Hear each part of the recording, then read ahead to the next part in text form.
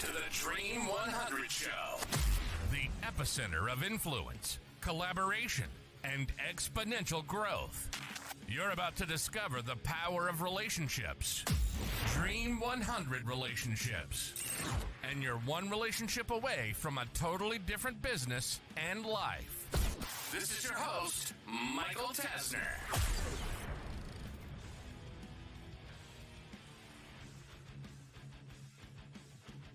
Hey there, and welcome to this week's episode of the Dream 100 Show. So I know the last 1.5, 2 months, I have largely been giving you interviews with all different kinds of people that have leveraged the concepts, the framework, the teachings of the Dream 100 to grow their business. And I just want to continue sharing different stories, different mindsets, principles, ideas with this concept of a rising tide lifts all boats. So I'm going to keep obviously harping on the Dream 100 and what's changing with the strategies and how to enhance it and the results and how to deploy this and what new strategies are working better than others. So we're always going to keep talking about that. But I also want to continue to bring you value, as I have been in the previous episodes, about other things that go along with the Dream 100. In today's episode, I want to talk about how an organization is using the Dream 100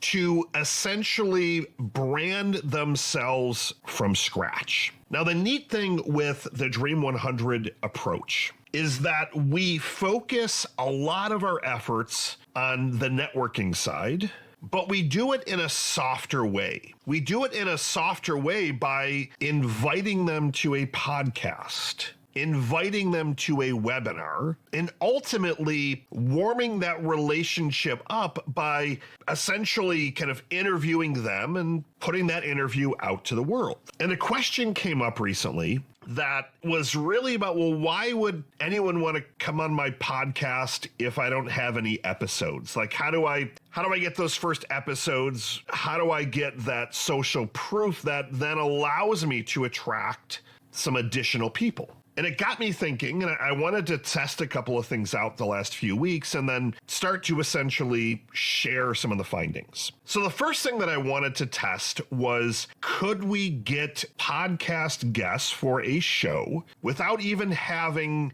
a show on Spotify, iTunes, or anywhere? Just by building up a little bit of rapport online, sending out some direct messages, so Instagram, sending some tweets, some email, cold email essentially, Instagram DMs. Could we get some of those people to say, yeah, I want to raise my hand and I'm open to coming on as a guest? And I tested it in a variety of different niches so that it wasn't slanted towards like marketing agencies or consultants or e-com. So I tested it in a couple of home service niches that we're working with on deploying the Dream 100 framework. We actually have a funeral home that also owns a cemetery and a crematory. We tested it out there. We tested it out with the bakery, and all of these hadn't moved to the part of having a show yet. Doesn't mean that we always, right out of the gate, start with having a podcast and pushing that along rapidly. There's other strategies that we've talked about as to how you can work your Dream 100 audience. It depends on the audience, depends on your strategy, your timelines. There's a lot of different variables.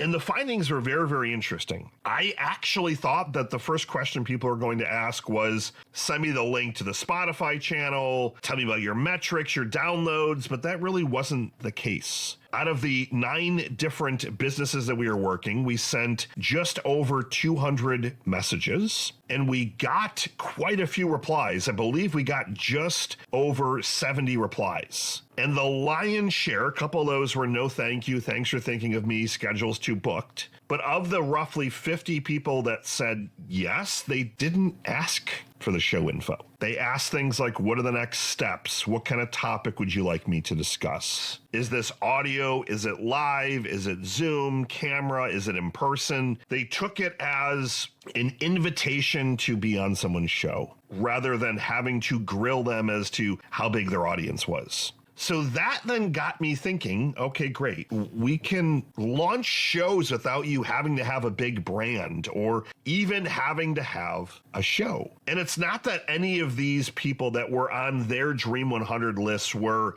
like really, really tough people to get a hold of, but they fit the criteria of Dream 100. So for example, the cemetery, funeral home, crematory, among their audience was churches. They wanted to get in with churches that they have never done any business with. They wanted to get in with a couple of retirement communities. So we found the key contact people, and they're not impossible to get a hold of by any means. But what I didn't expect was just people saying, yeah, that's fine. When would you like to do it? So that got me kind of going down a little bit of a rabbit hole of usually we're working with brands or people that already have something established and they want to move it to the next level. They want to leverage the power of the Dream 100 to secure a couple of those relationships and to be able to get the partnerships going. They want to tap into their audience and grow each other's businesses respectfully. And I started analyzing this saying, okay, great. Could we actually build up someone's brand that had nothing? So what we ended up doing was we created a fake persona using AI, and we created the different social media platforms, and we ended up doing this with the bakery. And these fake platforms, the fake name, the fake persona image, it looked like a real person, really wasn't. And you've seen things about like influencers online that are actually AI. So kind of a similar methodology. But what we did though was, could we take these accounts that had no followers and could we actually start to build a brand from scratch just using the podcast interviews? And as we started getting a couple of these interviews, so we wanted to front load them a little bit so that we could just get a little bit of traction a little bit quicker rather than slow rolling it where we're normally doing one a week. We tried to do 5, 6, I think we ended up doing 8 or 9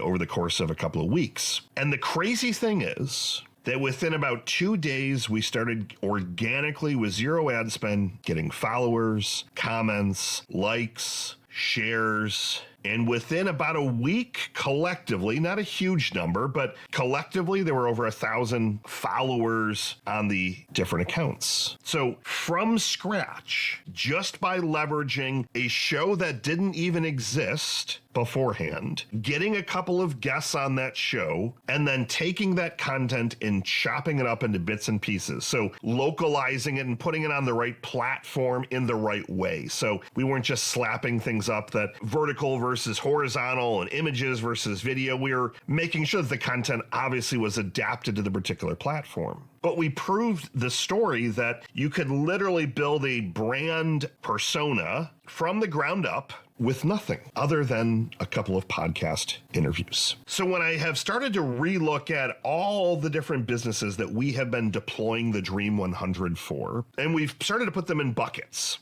and we've looked at what companies are performing better, how many Dream 100 relationships are they securing, how many contacts, how many contracts, negotiations, promoting each other, and just all of that back and forth. And we found that the secret component has been the business that is pumping out more podcasts, is bringing in relationships at a rate of 3 or even 4 times to 1. So they weren't just doing the 1 a week. We are often able to get them on 2 or 3 a week. And then we would leverage those to go and book them on other shows. So historically, we're bringing them on our show because we want to control the content. We have the technology. We want to be able to edit the interviews and put them on our socials and really kind of drive that process. But as the ones that started to do more and more quantity, we started to get inbound inquiries about, hey, would you want to be on my show? I heard this interview. You interviewed this particular person. Could I interview you on that topic? And it really started to spiral in a good way. So what am I trying to get at here? Like, what's the main point? I talked about, could we build a brand, a fake brand using content? The answer was yes. Could we secure people on a podcast before the podcast even existed? The answer was yes. Now, as you start to go upstream and you start to approach really big names, they're most likely going to have a media company, and media companies know how to access analytics and things like that. So you're probably going to get some pushback. but we proved out that we could land considerable interviews without even having to have a show live. But what was the common denominator to these businesses that are landing Dream 100 relationships faster? It was the amount of interviews they were doing. So I get asked every day, all day, how do I make this move faster? I want it to move. I want to see these relationships quicker. Now, as you know, this is a slow roll approach. You're not going to follow someone on Facebook, send them a direct message 30 seconds later, especially if they're well known, and magically they're going to be on your show tomorrow. And then magically the day after, they're going to say, yeah, I want to promote you and let me expose you to my audience. It doesn't happen like that very often. But if you want to start to tip the scale in your favor, you need to look at how can you start deploying 2, 3, 4 of these podcasts every single week. If you're doing 1 currently, move it to 2. If you're doing 2, move it to 3 or 4. Double down on your efforts. Because on that back end piece where we're really starting to see the magic happen is all the social. I have never seen a better time in my history in marketing, which is 25 years,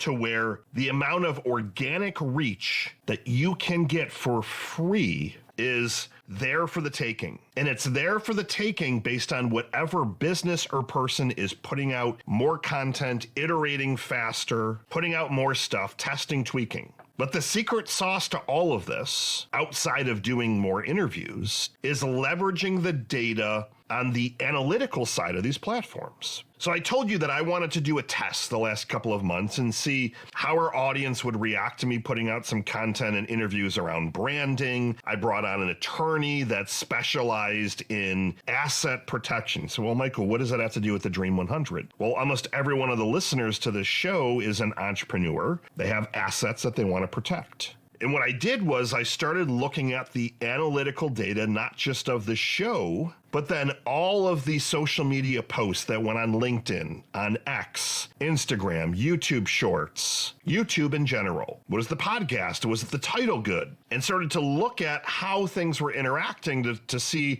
could I prove the point that as long as the content was helpful, authentic, good, the audience would want to consume it? And the answer was yes. So what I want you to start to do over the next couple of weeks is, I want you to look at how you can move the amount of guests that you are bringing in and executing these podcasts with can exponentially increase. That's the first step. The second step is I want you to start to broaden up a little bit of the type of people that you're bringing on your show. So you have this Dream 100 list. Either the person on the other side is your Dream 100 relationship, a Dream 100 media contact, or there's someone that has your audience on it. Historically, I always suggest starting with the latter, with that third one of you want to have that person as a partner, as a joint venture. What if you were to start to broaden some of these things up a little bit and start to think, what else? I mean, maybe my audience is interested in this particular topic. So for example, plumbing and HVAC. We had a list. So we thought like home services. So we looked at very specific contractors, plumbers, electricians, local associations. We looked at home builders. We had a list. So let's start looking a little broader. Would our audience be interested in talking about pest control? And I'm like, I doubt it. And we brought on the owner of a local pest control business and talking about like seasonality and certain things you can do. And it wasn't just like hire us to do your spraying. And the audience went wild. And the audience went wild not only on our side of they liked, shared, commented, because they're not just seeing the traditional plumbing and HVAC content that you're putting out, but on their side, they posted the interview, and then all of a sudden the phone starts ringing. Hey, I saw your interview that you did with, I can't remember the name of the pest company. Let's just say it's ABC Pest Control. It's funny, I happened to be listening to that, and we were looking at changing our plumbing and HVAC person. We're looking for a tune-up. We're looking for a spring charge of our AC or whatever. And it just started to expand from there. And it was about expanding the content, expanding who you felt could be interested, but it was all pointed back to data.